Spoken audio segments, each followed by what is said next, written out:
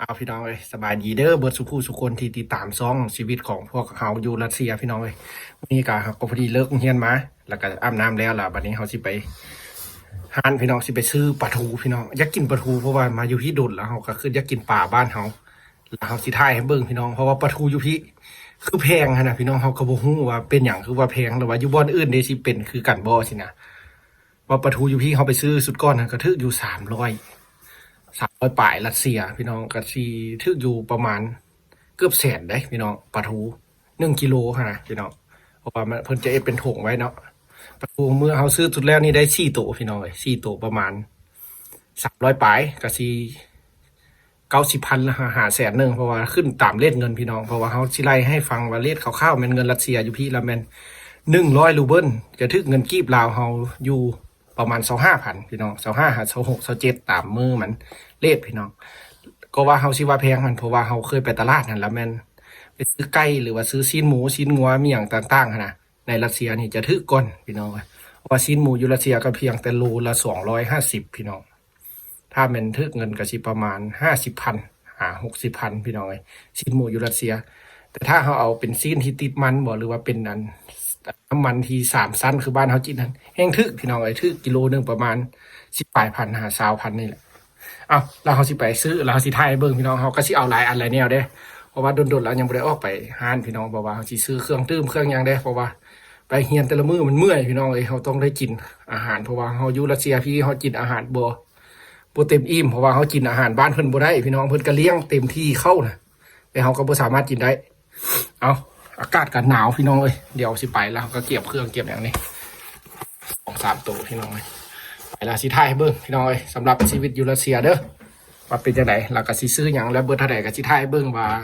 ถ้ามีน้องๆกับเราสิมาเรียนก็เบิ่งคลิปนี้พี่น้องหรือว่าพ่อแม่ที่เห็นคลิปนี้ก็แชร์ให้ลูกผู้ที่กำลังสิมาเรียนอยู่รัสเซียพี่น้องเพราะว่ามาเรียนอยู่รัสเซียก็ดีพี่น้องบ้านเพิ่นก็มาเรียนอยู่พี่ก็เพิ่นก็มีข้าวให้กินมีเงินเดือนให้ใช้พี่น้องรัสเซียหรือว่าเพิ่นก็เลี้ยงหลายอะไรแนวข้อดีของรัสเซียพี่น้องแต่ข้อเสียก็คือมันหนาวพี่น้องมาเฮียนรัสเซียหนาวหรือว่าฤดูที่ร้อนก็มีตั้งแต่3 ฤดูนี่แหละพี่น้องประมาณเดือน7 เดือน8 เดือน9 3 ฤดูซ้ำนี้ก็สิอ้าวร้อนอากาศก็สิสดชื่นมีลมมีหยังแล้วก็สิเห็นใบไม้ใบตอกพี่น้องจะเห็นน้อยในฤดูนี้พี่น้องเพราะว่าในช่วงนี้ก็มันหนาวแฮงพี่น้องเอาถ้าใครมาเฮียนก็ตั้งใจเคี่ยวมาถ้าเคี่ยวมาห้ำมาเฮียนเอาภาษารัสเซียไปนำไส้อยู่บ้านเขาให้เกิดดอกออกผลหันกับพวกไก่พี่น้องหันอยู่หม้อเฮือนนี่แหละใส่ทงข้าวทงอย่างไปบุเดียวประมาณ20 นาที20แหละประมาณ20 นาทีพี่น้องใส่เกิบก่อนต้องไปใส่ถุงเท้า2 อันพวกนี้เอฟตีนเกิบกับพี่ละพี่น้องบักหนาๆนะพี่น้องความหนาจังยู่ได้พี่น้องความหนาวของรัสเซียนะหนักประมาณ7 ขีดกินนึงมันใส่อยู่บ้านเขาก็จะเหื่อออกกูเลยนี่ใส่กูได้หรอกเกี่ยวเครื่องทุ่มยังเปียกเลยนี่แข็งซ้ำเลยนี่ครับทุ่มเป็นเลยเนี่ยไปถืออากาศแข็งซ้ำพี่น้องเอาเดี๋ยวสิถ่ายเบิ้งไปก่อนออกจากเหื่อหน่อยนี่กับเพื่อนของพักที่ว่าเขาอยู่พี่น้อยถือว่ากระบอกไก่จ้างโรงเรียนก็ถือว่าโชคดีเด้โอ้ไฟนี่สมือเด็กคาดเราไปจักดอกไฟนี่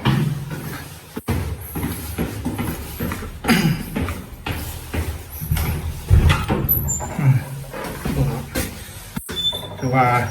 หนาวพาเบิ้งพี่น้องประตูต้องได้ยันออกเลยยังไปเลยพูดบ่อยแต่ออกมาสิละพี่น้องรัสเซีย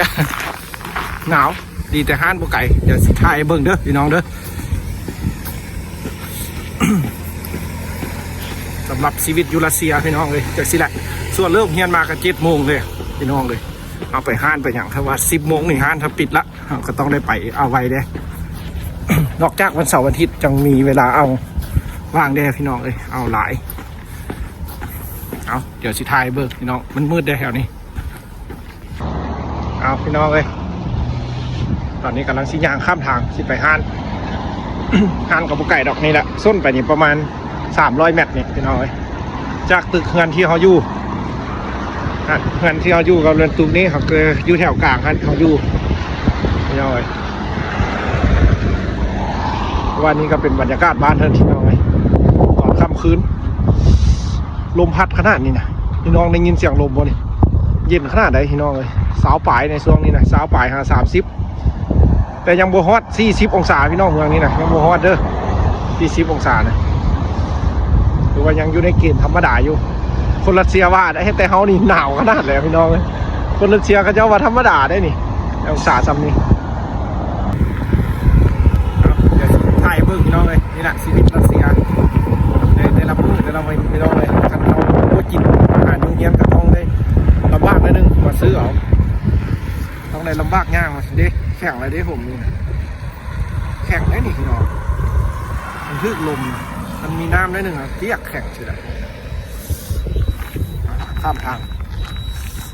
เดี๋ยวสิทายเบิกเอาไว้ขอบใจพี่น้องเด้อที่มาติดตามรับชมพี่น้องไอชีวิตยูรัสเซียคันไทยอยากเห็นชีวิตยูรัสเซียเป็นแนวไหนกันติดตามซ่องเขาเลยพี่น้องเลยมีการใช้ชีวิตแต่ละมื้ออยู่นี่แหละพี่น้องถ้าผู้ใดที่มีความเกี่ยวข้องหรือว่าอยากมาเฮียนหรือว่าอยากมาลองมาเที่ยวกับติดตามเบิ่งว่าอุณหภูมิชีวิตอยู่พี่เป็นจังไหนเมืองหนาวนี่สินะติดตามไว้พี่น้องก็ดีใจพี่น้องครับพี่น้องบัวครับซุ้มกะท้อถอยได้พี่น้องF10ก็ได้เพราะว่าเฮานี่มีความตั้งใจอยากF10เพื่อสื่อสารทางบ้านว่าชีวิตยูรัสเซียเป็นจังไหนสินะเราได้อยากพี่น้องเลยเพราะว่าตัวเองมีโอกาสสินะเพื่อนว่าให้ไปถ่ายคลิปได้อยู่ในรัสเซียเพื่อเป็นความรู้สินะ เอาพี่น้องสำหรับคลิปชีวิตยูรัสเซียนี่พี่น้องอยากให้ทางบ้านได้เห็นว่าลูกหลานมาเฮียนยูรัสเซียเป็นยังไงชีวิตหรือว่าอีกหนึ่งก็ผู้เพิ่นเคยมาเฮียนแต่สมัยโซเวียตและปัจจุบันนี้เป็นจังไหนกับสมัยก่อนแตกต่างกันจังไหนเพิ่นมาหัดชมเพิ่นก็คอมเมนต์พี่น้องเนี่ยชีวิตยูรัสเซียแต่ละมื้อเอาอย่างฮานก่อนพี่น้องเขาถ่ายโดนบ่ได้เด้โทรศัพท์เขาสิดับมันเย็นหลายมันดับพี่น้องฮานกัน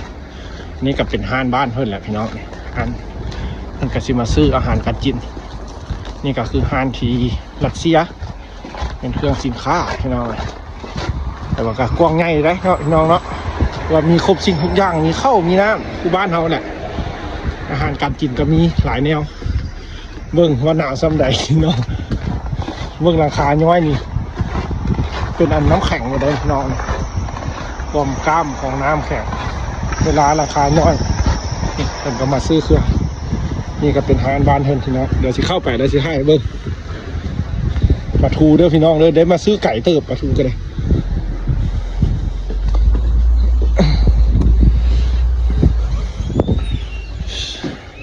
เดี๋ยวเขาสิถ่ายเบิ่งเด้อพี่น้องนะเดี๋ยวกันอาหารเพิ่นกับมีมักไม้มักตอกคือกันพี่น้องโซนมักไม้กับอยู่โซนมักไม้มักกล้วยแต่สิมาแต่ทางบ้านเขาแอมเปิลนี่โบแพงพี่น้องอยู่รัสเซียแอมเปิลโบแพงเลยโลนึง20,000นี่แหละอันอยู่บ้านเขายังแพงได้เห็น40-50,000คนอยู่บ้านเขาแอมเปิลอยู่ที่โบแพงของแอมเปิลซื้อเอาเข้ากันนี่เข้าพี่น้องเลยมาจิบ2 โถผมเข้ากันดิ32 รูเบิลประมาณ10บวกฮอต10สมุจัก50 รูเบิลจะสีฮอต10,000บวกฮอต10,000ประมาณ8,000 9,000พี่น้องนี่มักแตงเกือบ300ถึงเกือบ70,000ได้นี่75,000พี่น้อง3 หน่วย4 หน่วยอย่างได้นี่คือกันเมื่อดีมักแตงอันนี้4 หน่วยน้อยแพงอันแนวนี้นะพี่น้องผักแล้วมันแพงอยู่รัสเซียพี่น้องแต่ถ้าเป็นอันอื่นละสิทึกคือเข้าคือน้ำสิก็ยังทึกได้พี่น้องอยู่รัสเซียเป็นเส้นมักกะโรนี่สิกระทึกอยู่พี่น้องอยู่รัสเซียเอาเดี๋ยวสิไปเอาปลาทูก่อนพี่น้องเบิกปลาทูก่อนโซนปลาทูนี่สิอยู่ใส่บุพี่น้องเลยอาหารเป็นอาหารทะเลนี่เด้พี่น้องปลาทูเห็ดละเด้ปลาทูแห้งพี่น้องนี่เป็นบอกอันนี้มันถึง40 กิโล สวยดีอันนั้นมันสกุมลียาอยู่ใช่คือบ่มีเขียนใช่ไหมวะราคานี้คือบ่บอกราคาป่าทะเลบ้านเพิ่นโอ้โหที่น่าจะถึงละโลแล้วนะพี่น้องนะ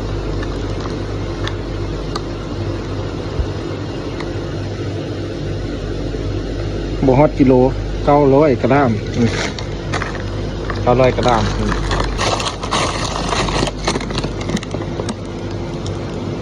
900กระด้ามคือกันอันนี้คือมีแต่2ตัวนึงนี่อ่ะวะมีปลาทูพี่น้องปลาทูบ้านเพิ่นนะ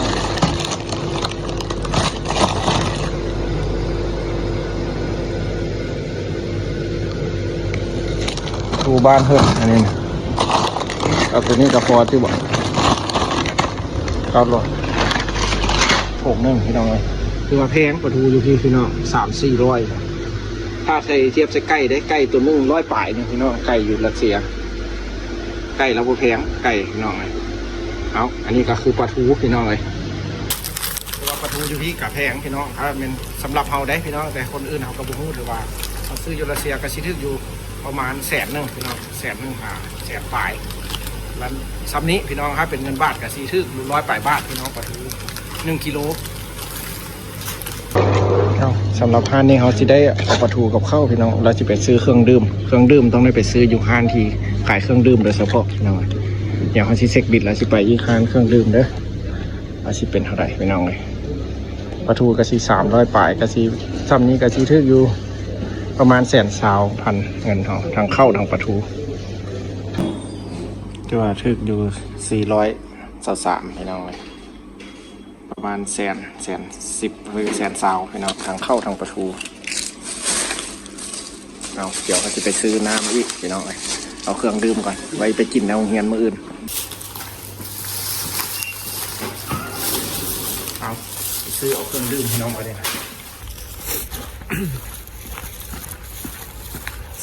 สำหรับปลาทูอยู่พี่น้องเลยก็ถือว่าทึกอยู่ประมาณ120,000กับเข้าพี่น้องเลยถือว่าเฮาสำหรับเฮาก็ว่าแพงพี่น้องเพราะว่ามันแพงย้อนอย่างเพราะว่าเฮาเทียบใส่ใกล้กับอันหมู่หันแล้วจะทึกกว่าสินะแต่หากกินปลาทูก็แซ่บพี่น้องเลยแต่เขาแปลกใจคือว่าบ้านเพิ่นก็มีทะเลกว้างใหญ่อยู่แต่คือว่าเป็นอย่างคือปลาทูคือแพงสินะเพิ่นนำเข้าบ่หรือว่าบ้านเพิ่นบ่มีสินะหรือว่าบัดเป็นซีนเป็ดซีนไก่หันคือว่ามีสินะในเมืองหนาวคือว่าเพิ่นเลี้ยงเอาอยู่ไสเดี๋ยวเฮาสิไปซื้อเครื่องดื่มพี่น้องมานี่หนาวร้านเครื่องดื่มบ้านเพิ่นอยู่ในใต้ดินเด้พี่น้องชั้นใต้ดิน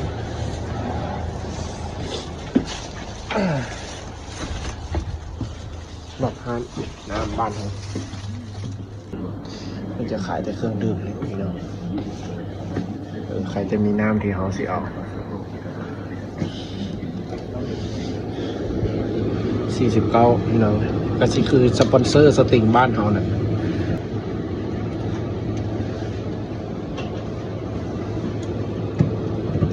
ใส่เป็นแถว4-5 กล่องเอาลายเด้อกลุ่มหลายมื้อคันมาซื้อมันน่ะอันนี้ก็เป็นแต่เครื่องดื่มพี่น้อง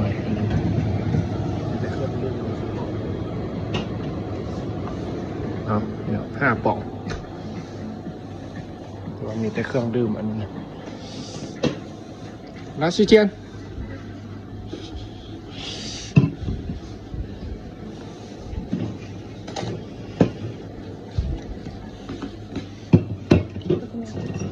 ดอกิเมนต์เนี่ยถือว่าเรียบร้อยได้พี่น้อง5 ปล่อง5 ปล่องก็คิดว่าบ้างสุดนะแล้วสิได้เนี่ยถือว่าเมื่อกี้เพิ่นถามเอาพาสปอร์ตพี่น้องแต่หากเอาสมุดบ่ได้เอาพาสปอร์ตมาพี่น้องไข่แต่ลมเพิ่นได้เพราะว่าเขาเพิ่นก็จื้อกันเพราะว่าห้านนี้เขาก็เคยมาซื้อพี่น้องก็บ่ได้ไกลจากเงินเพราะว่าห้านบ้านเพิ่นห้านอันนี้เขาเจ้าจะเคร่งครัดยามกลางคืนต้องได้ขายต้องมีพาสปอร์ตมายั่งยืนเขาเจ้าจะขายให้ถึงสิบ่แม่นเบียร์แม่นหยังก็ย่าพี่น้อง เอากลับบ้านพี่น้องวันนี้เรียบร้อยนี่ซอกกระแจเข้าเฮือนกับมันนี่ฮอดเฮือนละพี่น้องขอบใจหลายๆเด้อที่รับชมคลิปชีวิตอยู่รัสเซียพี่น้องเป็นจากสิแหละแต่ละมื้อพี่น้องส่วนสิได้มาเมื่อกี้นี่เพิ่นถามบอกพาสปอร์ตพี่น้องน้องเซาบ่มีพาสปอร์ตแล้วเขาเซาพาสปอร์ตเอาส่งเพิ่นละแต่ว่าใครแต่ลมกับเพิ่นได้เพราะว่าเขาเคยไปซื้อเอาเพิ่นกัดจื้อเขาแล้วก็ได้พี่น้องเอาเข้าเฮือนก่อนพี่น้องเจอกันใหม่คลิปหน้าพี่น้องหนาวหลายยังไม่กินข้าวกันนี่นี่ไปปิ้งปลาทูกินก่อนอยากกินปลาทูพี่น้องเพราะว่ามันแซ่บมักให้มักมันพี่น้องมักบ่คือกันเอาเจอกันใหม่คลิปหน้าเด้อ